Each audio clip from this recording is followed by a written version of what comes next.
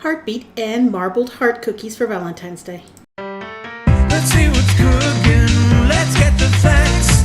Let's see what's cooking. It's time for Yo-Yo Max 12. Hello everyone. Now for the heartbeat cookies, we just need some plain old sugar cookie dough.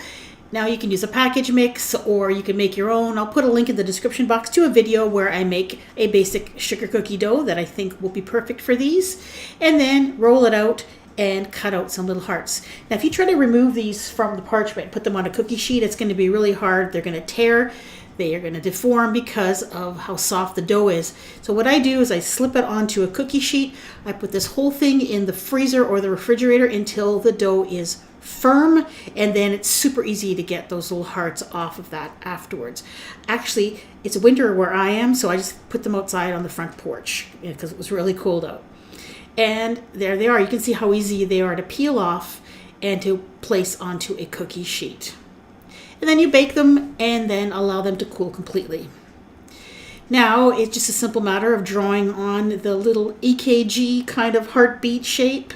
I'm using black frosting, comes in a tube, and what's great about this Wilton brand is that the coupler and icing tip fit right on there, so you don't have to take it up, put it in another bag.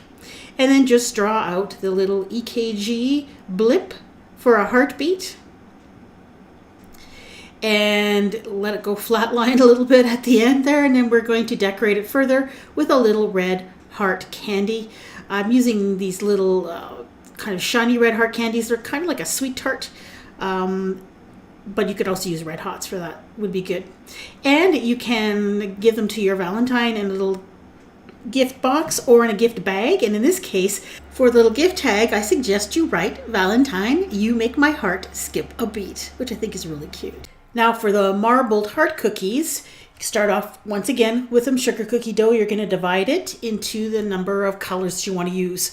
So I chose to make pink, red, and purple, and I left some plain dough white. And then you just have to work the color in. You could use a spoon or a fork for this, but I quickly got tired of doing that, so I switched to my electric mixer. And of course the bowls are a little bit too small, so I had little bits of cookie dough flying everywhere, but it worked, and I ended up with the final result, which was a ball of each color: plain, purple, red, and pink. So I tried a couple different techniques here. I took a little mini cookie scoop and I just put little scoops of all the different colors of dough and put them on a piece of parchment paper, and then roll them out with a rolling pin, and then cut out some heart cookies. This method worked okay, but as you can see, you're getting kind of big blocks of color within the heart, which looks all right, but I was looking for more of a marbled look. So I took some tiny little pieces and did the same idea, just spreading the colors around so that the colors were separated from one another. And then I just rolled that out between sheets of parchment paper.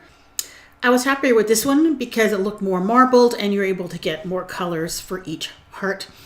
Now after you cut out the cookies, you're going to have scraps in between that you can reuse, and this is what it starts to look like. The colors kind of blend into one another a bit, and I actually kind of like this look as well. So you can really mix it up quite a bit and you'll get that marbled kind of a look. So you can kind of experiment and get what you want. And here they are, baked and cooled. With these kind of sugar cookie recipe, you bake them until they're just a tiny bit brown on the edges and they don't change color very much, which is nice because you want those nice vibrant colors to remain. Now I sprinkle these with a little bit of coarse white sugar prior to baking to give them a little bit of crunch, a little bit of extra sweetness, but that's up to you, of course.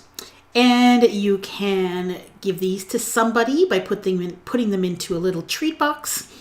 And that's what I did here. I bought these little treat boxes at the bulk barn, and they came with a little bag, little red twist tie, and a little tag for you to write a message.